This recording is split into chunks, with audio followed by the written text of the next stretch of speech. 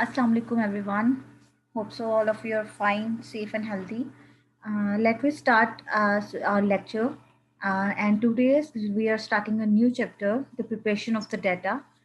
जैसे कि हमने फर्स्ट चैप्टर में काफ़ी चीज़ें डिस्कस की relevant to the data mining और हमने सीखा कि डाटा क्या है, डाटा माइनिंग क्या है, डाटा माइनिंग प्रोसेस क्या होता है और डाटा वेयर हाउस जो है वो डाटा माइनिंग के लिए क्या इंपॉर्टेंस रखता है and as well as how to handle a large data sets.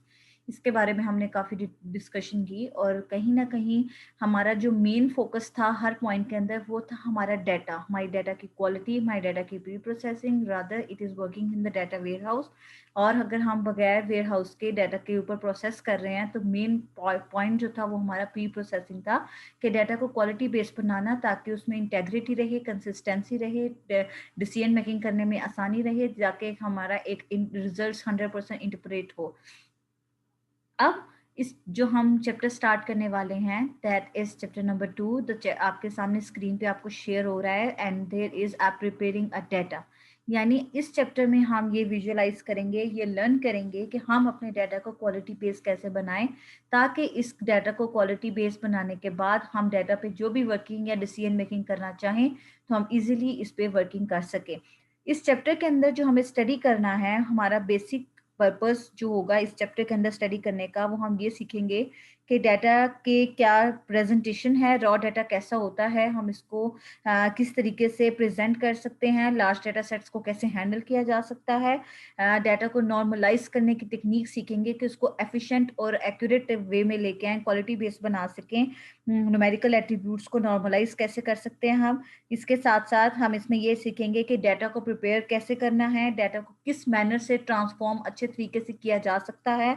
इसमें हम देखेंगे कि अगर मिसिंग वैल्यूज हैं तो मिसिंग वैल्यूज को कैसे मैनेज किया जाए डाटा के अंदर, क्योंकि missing values are not allowed, empty cells are not allowed, null values are not allowed. तो हम मिसिंग वैल्यूज को कैसे हैंडल करें इस बारे में हम बात करेंगे।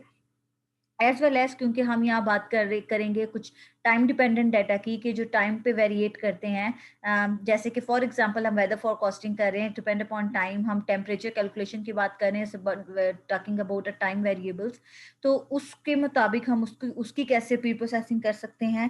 एज वेल एज अगर हमारे डाटा सेट में कोई आउटलायर्स हैं, यानी आउटलायर्स मैंने आपके साथ पहले भी डिस्कस किए थे, ऐसे पॉइंट्स जिसमें एरर क्रिएट करते हैं डाटा में, जो इनकंसिस्टेंसी लाते हैं डाटा में, जो रिस्क क्रिएट करते हैं डाटा में, जो डिस्टॉर्शन क्रिएट करते हैं डाटा के अंदर, उसको हम क्या बोलते हैं, उसको हम बोल रहे होते हैं आउटलायर। तो हम कैसे आउटलायर को डिटेक्ट करके उसको बाहर रिमूव डाटा में से एलिमिनेट करेंगे, या मैनी अदर अदर टेक्निक्स जो हैं जो जिसको डाटा को बेस्ट फॉर्म में लेके आया जा सके, जिसको हम डाटा को प्री प्रोसेस कर सकें, उसको हम जो है इस चैप्टर में हम वो देखेंगे। यानी overall we will talking about how to prepare data for the further processing of data mining, कैसे हमने उसको प्रोसेस करना है, कैसे हमने उसको आज मैनेज करना है।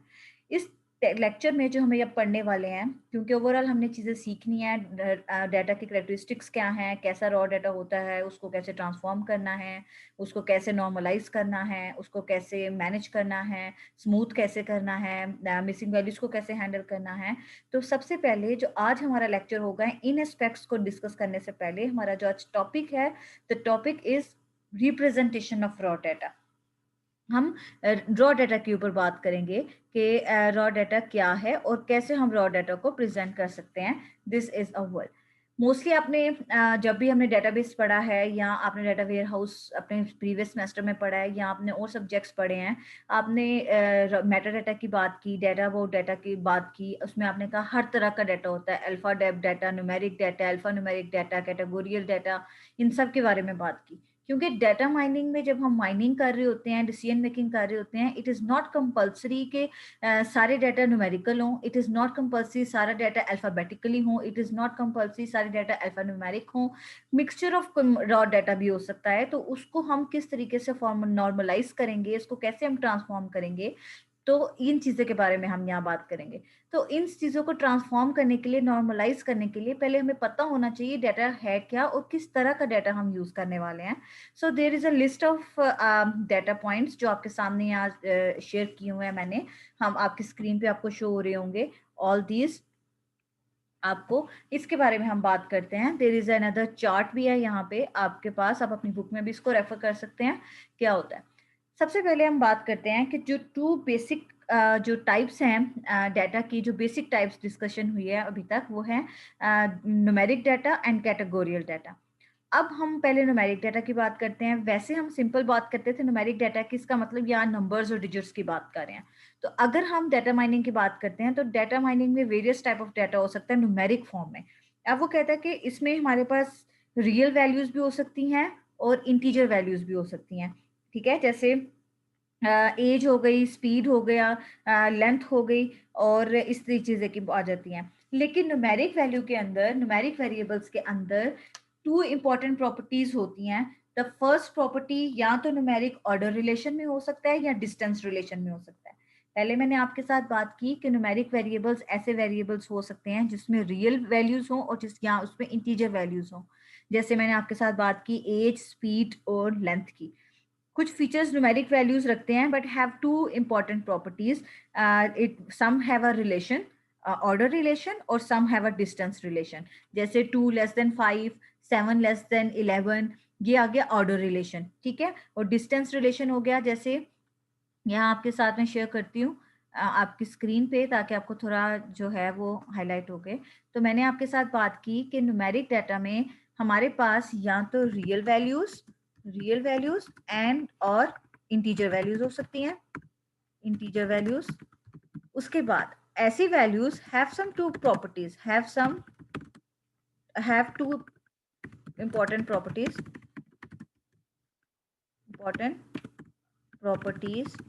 और वो इंपॉर्टेंट प्रॉपर्टीज आपके पास कौन सी हैं? Can be a value have a order relation. Order relation का मतलब लाइक 7 <11, ऐसी कंडीशंस हो सकती हैं। एंड और some have a distance relation like ये डिस्टेंस है हमारे पास, और डिस्टेंस रिलेशन हो गया हमारे पास 2.5 to 3, 3.5। तो आप ये देखो 2.5 और 3.5 के दरमियान जो डिस्टेंस आ रहा है, दैट इज दिस। ठीक है, तो हम यहाँ बात कर रहे हैं these are numeric type values, कि हमारे पास रियल वैल्यूज भी हो सकती हैं या इंटीजर वैल्यूज हो सकती हैं, बट इन वैल्यूज के दो तरह के रिलेशन हो सकते हैं। ये वैल्यूज इस ऑर्डर रिलेशन की फॉर्म में भी हो सकती हैं या डिस्टेंस रिलेशन की फॉर्म में भी हो सकती हैं। जैसे मैं कह रही हूँ कि आपने इस फीचर के अंदर जिनकी जो है क्रेडिट आवर्स, जिन्होंने 11 क्रेडिट आवर्स से लेस देन वाले सब्जेक्ट्स लिए हैं, टोटल क्रेडिट आवर्स पास किए हैं, उनको डिग्री मिल सकती है, बाकी को हम डिग्री नहीं दे सकते हैं। तो ये ऑर्डर रिलेशन आ जाता है, ऑर्डर की फॉर्म में आप इस तरीके से लिख रहे हो। या मैं कह रही हूँ आपसे 11 से लेस देन वाले सारे वैल्यूज लिखनी है, तो आप वो लिख रहे हो। तो डिस्टेंस रिलेशंस आ जाते हैं, इतने मिनिमम डिस्टेंस होना चाहिए, इतना मैक्सिमम डिस्टेंस आ रहा है डाटा सेट में, तो इस तरीके से रिलेशंस हो सकते हैं। ये हो गया हमारा न्यूमेरिक वेरिएबल। फिर हम बात करते हैं कैटेगोरियल की। न्यूमेरिक से अपोजिट कैटेगोरियल की अगर हम बात करते हैं, तो categorical is also called a symbolic variable. और सिंबॉलिक वेरिएबल में भी जो है हमारे पास दो टाइप की प्रॉपर्टीज होती हैं, इक्वल और नॉट इक्वल। कैटेगोरियल में यस और नो, 0 और 1। ठीक है, यहाँ मल्टीपल वैल्यूज हो सकती हैं, ABCD, जिस तरह भी आप कर रहे हो सिंबॉलिक वेरिएबल, और यहाँ कैटेगोरियल कैटेगरी लेके आ रहे हो, दीज आर दिस। फिर वो कहता है क्योंकि यहाँ हम नॉट इक्वल टू और नॉट इक्वल टू की बात कर रहे हैं, हम ट्रू और फॉल्स की बात कर रहे हैं, इस तरह की बात कर रहे हैं, तो वो कहता है कि आप अपने कैटेगोरियल डाटा को बाइनरी फॉर्म में भी कन्वर्ट कर सकते हैं। जैसे कि मैं कह रही हूँ कि मेरे पास जो है वैल्यूज हैं यस और नो की, तो दो कैटेगरी है। मैं एक कॉलम बना रही हूँ, एक फीचर बना रही हूँ जिसका कॉलम का नाम है कैटेगरी, और कैटेगरी में यस या नो आ रहा है। तो यस में के लिए मैं 1 ले रही हूँ और नो के लिए मैं 0 ले रही हूँ। तो मैं अपने कैटेगोरियल को बाइनरी फॉर्म में भी कन्वर्ट कर सकती हूँ। लेकिन कहता है कि अगर 2 वैल्यूज के अलावा 4 कैटेगरीज हों मेरे पास, तो फिर मैं क्या करूंगी? तो फिर वो कहता है तब हम डिफरेंट बाइनरी नंबर्स रख सकते हैं। लाइक जैसे फॉर एग्जांपल मेरे पास ब्लैक है, मेरे पास ग्रीन है, मेरे पास येलो है, तो मैं 3 कलर है मेरे पास, तो मैं इनको ऐसे नंबर दे सकती हूँ 100, फिर यहाँ आ जाता है 0100, और या मैं इस तरह के बाइनरी नंबर। और स्टैटिस्टिक्स में इन वैल्यूज को हम बोलते हैं इन वैल्यूज को हम बोल रहे होते हैं डमी वेरिएबल्स। ठीक है, तो हम कैटेगोरियल वैल्यू को बाइनरी वेरिएबल्स में भी कन्वर्ट कर सकते हैं, इस तरीके से इसको नॉर्मलाइज करने के लिए, इसको प्री प्रोसेस करने के लिए। ये बात क्लियर हो गई। फिर हम यहाँ बात करते हैं, अभी तक हमने ये बात देखी कि यहाँ हमारे डेटा सेट्स में न्यूमेरिक वेरिएबल्स भी हो सकते हैं। न्यूमेरिक वेरिएबल्स में भी दो प्रॉपर्टीज हो सकती हैं, या न्यूमेरिक वेरिएबल ऑर्डर रिलेशन में है या न्यूमेरिक वेरिएबल डिस्टेंस रिलेशन में है। नंबर 2 का हमने बात की कैटेगोरियल की, जिसको हम दूसरा नाम दे रहे हैं सिंबॉलिक वेरिएबल्स, जो कि कैटेगरी रखते हैं, जैसे मेल और फीमेल, येस और नो, ट्रू और false, red black green, yes और नो, ये चीजें हमारे पास आती हैं। उसने बोला कि हम अपने कैटेगोरियल को बाइनरी फॉर्म में कन्वर्ट कर सकते हैं इफ हैव टू कैटेगरी, तो देन 0 1। बट अगर हमारे पास मोर देन 2 कैटेगरीज हैं तो we can convert into other binary numbers, but these in the statistics we are called at these is a dummy variables. Now we will talk about के other variables जिसको और ज्यादा जो है explain किया गया है, that is continuous and discrete variables. discrete variables is also called, जो discrete variables हैं उसको also called qualitative variables भी कहते हैं। और जो मैंने continuous बोला है that is quantitative। quantitative variables भी होते हैं, इसको metric variable भी कहते हैं। ठीक है, तो जो quantitative variable है, तो quantitative variable और metric variable और जो है continuous, यानी आप ये बोल सकते हो the further variables are particularly divided into two more, continuous and discrete। continuous variables also called quantitative और metric variable, उसको हम quantitative भी बोल सकते हैं और metric variable भी हम बोल सकते हैं। अब यहाँ पे क्या आता है, अब जो क्वांटिटेटिव है, यहाँ अगर मैं बात करती हूँ कॉन्टिन्यूस की, अगर मैं यहाँ बात करती हूँ तो इसमें मैयर करने के लिए दो स्केल हैं, एक को बोलते हैं इंटरवल स्केल, एक को बोलते हैं रेशियो स्केल। ठीक है, दो स्केल है क्वांटिटेटिव। फिर मैं बोल रही हूँ there are two other types of variables, that is continuous and discrete. Continuous is also called quantitative and metric variable बोलते हैं। इनको मैयर करने के लिए, इनको लिखने के लिए हम इंटरवल स्केल यूज कर सकते हैं या रेशियो स्केल यूज कर सकते हैं। इंटरवल स्केल और जो रेशियो स्केल हैं, वो स्केल हमें ये बताएंगे कि ये इनफिनिट, दोनों स्केल हमें इनफिनिट प्रिसीजन देते हैं, एक्यूरेसी देते हैं, इनफिनिट देते हैं। बट इन दोनों स्केल में डिफरेंस क्या है, इनमें 0.0 को स्टडी करने का डिफरेंस है, 0.0।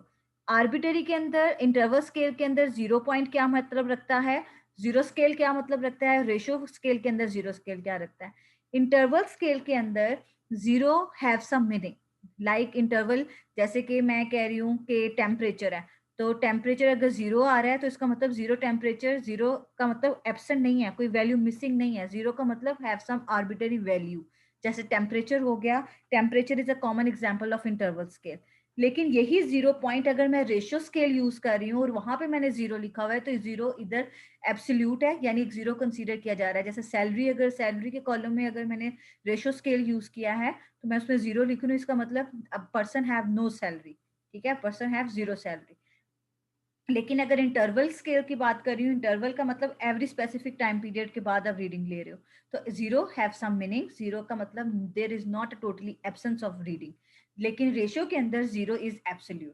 तो आपने दो पॉइंट याद रखने हैं, इंटरवल स्केल के अंदर zero is arbitrary and ratio scale के अंदर जीरो इज एब्सोल्यूट। आर्बिटरी का मतलब है कि जीरो हैव सम मीनिंग, और एब्सोल्यूट का मतलब है जीरो हैज नथिंग, यानी आप सैलरी बात कर रहे हो, एज की बात कर रहे हो, उसके अलावा हाइट की बात कर रहे हो, तो zero is have some no presence. ठीक है, तो यहाँ इंटरवल स्केल के अंदर zero have some meaning and ratio scale के अंदर zero have meaning, not any sense. ठीक है, तो ये आ जाती है हमारे पास क्वांटिटेटिव में दो स्केल होते हैं, इंटरवल स्केल और हमारे पास आ जाता है रेशियो स्केल आ जाती है, जिसमें हाइट, लेंथ और सैलरी जो है हम रेशियो में बात कर सकते हैं। इसके अलावा कॉन्टिन्यूस में भी आप कह सकते हो, जो क्वांटिटेटिव है, न्यूमेरिक वेरिएबल भी इस क्वांटिटेटिव के लिस्ट का पार्ट हो सकते हैं, जिसमें रियल वैल्यूज और इंटीजर वैल्यूज आ सकती हैं। अब हम बात करते हैं क्वालिटेटिव की। क्वालिटेटिव में, या हम उसको दूसरा नाम देते हैं डिस्क्रीट वेरिएबल्स। अब ये वेरिएबल मैयर करने के लिए भी हमारे पास दो नॉन मैट्रिक स्केल हैं। अच्छा, अब यहाँ एक और नाम आ गया, qualitative, discrete and non metric. Quantitative में क्या था, कॉन्टिन्यूअस, क्वांटिटेटिव और मैट्रिक। अब इधर क्या हमने बात करनी है, qualitative, discrete and non metric. ठीक है, हम यहाँ क्या बात करेंगे, नॉन मैट्रिक। तो इनको फाइंड नॉन मैट्रिक स्केल को मुहैया करने के लिए हमारे पास दो कैटेगरी हैं, या तो हमारा डाटा नॉमिनल फॉर्म में है या हमारा डाटा ऑर्डिनल फॉर्म में है। नॉमिनल फॉर्म में डाटा ऑर्डर में नहीं होता, ठीक है, इसमें कोई भी character, symbol, special character use कर रहे हो, सिंबल्स यूज कर रहे हो, आईडीज यूज कर रहे हो, जेंडर यूज कर रहे हो, सीएनआईसी नंबर्स यूज कर रहे हो, इसके अलावा आप लोग जो हैं उसके अलावा हम क्या बोल सकते हैं, जिप कोड यूज कर रहे हो, ये सब आपकी किसकी एग्जाम्पल में आती हैं, ये आपकी नॉमिनल एग्जाम्पल में आती हैं। पोस्टल कोड्स यूज कर रहे हो, आपकी नॉमिनल एग्जाम्पल में आती हैं। लेकिन जिसमें कोई ऑर्डर नहीं है, कुछ भी नहीं है, कोई रैंक नहीं है, लेकिन ऑर्डिनल डेटा से आपको पता चल रहा है कि ऐसा कॉलम, ऐसे आपके डेटा सेट में ऐसे कॉलम जिसमें कोई ऑर्डर शो हो रहा है, रैंक शो हो रहा है, तो वो आपकी कौन सी हो जाती है, ऑर्डिनल डाटा, जिसमें हम ऑर्डर दे रहे होते हैं, ग्रेडिंग कर रहे हैं, rank of the student in the class, ठीक है, जिसमें हमारा ऑर्डर रिलेशन आ रहा है, उसको हम क्या बोलते हैं, ऑर्डिनल हम बोलते हैं। जैसे मेडल्स की बात करते हैं, गोल्ड, सिल्वर एंड ब्रॉन्ज, तो ये हमारे पास किस में आ जाता है, ऑर्डिनल में। तो ordinal is also belong to the categorical, categorical में भी ये जा सकता है। जिस तरह quantitative numeric variable also add in the quantitative, इसी तरीके से ऑर्डिनल के अंदर कैटेगोरियल आ सकते हैं। अब वो ये बात करता है कि डिस्क्रीट की कुछ स्पेशल क्लास आई थी, डिस्क्रीट वेरिएबल की कुछ स्पेशल क्लास इंट्रोड्यूस हुई थी, और वो स्पेशल क्लासेस हैं हमारे पास पीरियोडिक वेरिएबल। पीरियोडिक वेरिएबल वो वेरिएबल हैं जिसमें ऐसे फीचर्स, ऐसे वेरिएबल्स जो हमें हमें क्या करते हैं, हमें डिस्टेंस रिलेशन एग्जिस्ट करता है। ऐसे वेरिएबल जिसमें डिस्टेंस रिलेशन एग्जिस्ट करे, यानी जो कि विद रिस्पेक्ट टू टाइम आपको with the passage of time आपका टाइम डिपेंडेंट डाटा को एलेबोरेट करे, वो आपका पीरियोडिक वेरिएबल होता है। जैसे 7 डेज इन द वीक, जैसे मंडे टू फ्राइडे कितने दिन बन रहे हैं, ठीक है, उसके अलावा ये चीजें आ जाती हैं, month, year, days in the month. तो ये ऐसे वेरिएबल्स जिसमें आप अपने ऐसे पीरियोडिक पीरियड को शो कर रहे हो, टाइम पीरियड को शो कर रहे हो, वो आपका कौन सा हो जाता है, पीरियोडिक वेरिएबल। फिर हम बात करते हैं, another dimension of classification is static data or dynamic data. The static data, such type of data that we cannot be changed, जिसको हम change नहीं कर सकते, जिसको हम variate नहीं कर सकते, ठीक है, with respect to time। क्योंकि static data और dynamic data दोनों हम time के मुताबिक बात करेंगे। Static data cannot be changed with respect to time, but the dynamic data can be changed with respect to the time, जिसको हम dynamic भी बोलते हैं, और temporal data भी हम बोल रहे होते हैं, उसको हम बोलते हैं temporal dynamic data and temporal data. फिर हम यहाँ बात करते हैं कि ये सब हमारे पास आगे डाटा आ गया, हमारे पास रिप्रेजेंटेशन होगी हमारी राह डाटा की, कि हमारा डाटा न्यूमेरिक भी हो सकता है, हमारा डाटा कैटेगोरियल भी हो सकता है। न्यूमेरिक होगा तो ऑर्डर रिलेशन भी हो सकता है, डिस्टेंस रिलेशन भी हो सकता है, कैटेगोरियल कैन बी सिंबॉलिक भी हो सकता है, और कैटेगोरियल अगर 2 कैटेगरी हैं तो बाइनरी फॉर्म में कन्वर्ट की जा सकती हैं, और इफ यू वांट ज़्यादा कैटेगरीज हैं और फिर भी आप उसको बाइनरी में कन्वर्ट करना चाह रहे हो तो हम डमी वेरिएबल्स भी बना सकते हैं। उसके बाद हमने बात की थी कि फर्दर 2 क्लासिफिकेशन है, कॉन्टिन्यूस और discrete. Continuous is also called quantitative और मेट्रिक वैल्यूज, जिसमें 2 स्केल थे, इंटरवल और ratio scale. Interval scale and ratio scale have common difference, जो डिफरेंसेस हैं वो 0 पॉइंट पे है। 0 पॉइंट का मतलब इंटरवल के अंदर have some presence of zero, यानी meaning of zero, but in ratio scale के अंदर zero has not such a meanings, absolute है, और इंटरवल में आर्बिटरी है। और क्वांटिटेटिव क्वालिटेटिव की अगर हम बात करते हैं, इज आल्सो कॉल्ड डिस्क्रीट और नॉन मैट्रिक है, जिसको हम मुहैया करते हैं 2 तरीकों से, या तो नॉमिनल है या तो ऑर्डिनल है। नॉमिनल में जो है हम करेक्टर्स, सिंबल्स जो भी हम यूज कर रहे हैं वो हम इसमें, जैसे CNIC numbers, postal codes, IDs, genders, ये नॉमिनल की बात थी। और ऑर्डिनल इज कैटेगोरियल भी हो सकता है, और ऑर्डिनल में इसका मतलब हम रैंकिंग कर रहे हैं और हैव सम ऑर्डर। और प्रोडक्ट वेरिएबल वो वेरिएबल्स थे जिसमें हम डिस्टेंस रिलेशन शो कर रहे थे विद पीरियड, एक टाइम पीरियड शो कर रहे थे। जैसे कि एग्जांपल मैंने आपको बोला मंडे टू फ्राइडे डे, जैसे मैंने आपको बोला 25 टू 6:30, ये आपके पास जो है वो हो गया। फिर हमने बोला कि कुछ डाटा टाइम की प्रोडक्ट की अगर हम बात करें तो यहाँ टाइम पीरियड आ जाता है। तो टाइम में कुछ ऐसा डाटा होता है जिसको हम with passage of time change नहीं कर सकते, और कुछ डाटा होता है जिसको हम चेंज कर सकते हैं। जिनको हम नहीं चेंज कर सकते वो स्टैटिक डाटा होता है, जिसको चेंज कर सकते हैं वो हमारे पास डायनामिक डाटा होता है, या हम इसे टेम्पोरल डाटा कहते हैं। अब वो ये कहता है कि डाटा को हमने प्रेजेंट कर दिया, डाटा को हमने एलेबोरेट कर दिया है, लेकिन डाटा माइनिंग टेक्निक के अंदर, क्योंकि डाटा माइनिंग में डाटा की जो अब जो हमारी रिक्वायरमेंट्स हैं और हमारी बिजनेस रिक्वायरमेंट्स हैं, ऑर्गेनाइजेशन रिक्वायरमेंट्स हैं, वहाँ डाटा की requirement in day by day increase होती जा रही हैं। तो जब डाटा की जो डायमेंशंस हैं, फीचर्स हैं, वो ज़्यादा होते जाएंगे, तो data move from low dimensional data to high dimensional data. तो डाटा माइनिंग में प्रॉब्लम कब आती है? जब हमारा डाटा लो से हाई लेवल पे पहुंचना शुरू हो जाता है। यानी अभी तक हमने अगर बात की होगी तो वन डायमेंशनल डाटा की, टू डायमेंशनल डाटा की, हमने मल्टी डायमेंशनल डाटा की अभी तक बात नहीं की, जिसमें हमारे पास क्यूब्स बने। टू डायमेंशन हमें पता है, टू डायमेंशन का मतलब टेबुलर फॉर्म में रो एंड कॉलम, ये हमें पता है। लेकिन अभी हमने 3D की बात नहीं की, हमने मल्टी डिमेंशनल की बात की नहीं की, जहां एन डिमेंशंस होती हैं उसकी बात हमने नहीं की। तो डाटा माइनिंग प्रोसेस में डाटा सेट को स्टडी करने के लिए फिर हाई डिमेंशनल डाटा आ जाता है, वहां प्रॉब्लम्स आती हैं। और हाई डिमेंशनल डाटा को स्टडी करने के लिए डाटा, रॉ डाटा की प्रेजेंटेशन आपको पता होनी चाहिए, डाटा के बारे में इंफॉर्मेशन होना जरूरी है। तो जब हाई डिमेंशनल डाटा में प्रॉब्लम आती है तो डाटा माइनिंग में उसको बोलते हैं कर्स ऑफ डायमेंशनैलिटी। जब डाटा सेट्स में या डाटा को स्टडी करने में, डाटा को क्लासिफाई करने में, डाटा को एनालाइज करने में प्रॉब्लम आती है डाटा माइनिंग के अंदर due to the high dimensional data, तो उस वक्त जो प्रॉब्लम आती है, the problem is called curse of dimensionality. ठीक है, फिर बोल रही हूँ कि जब डाटा लो हाई लेवल में चला जाता है, एन डिमेंशंस रखता है, मिलियंस ऑफ डिमेंशंस रखता है, हंड्रेड ऑफ डिमेंशंस रखता है, तो data move to the high dimensional, और data mining process में when data move to high dimensional then there be the problem of data mining process, और complexity की तरफ process चला जाता है।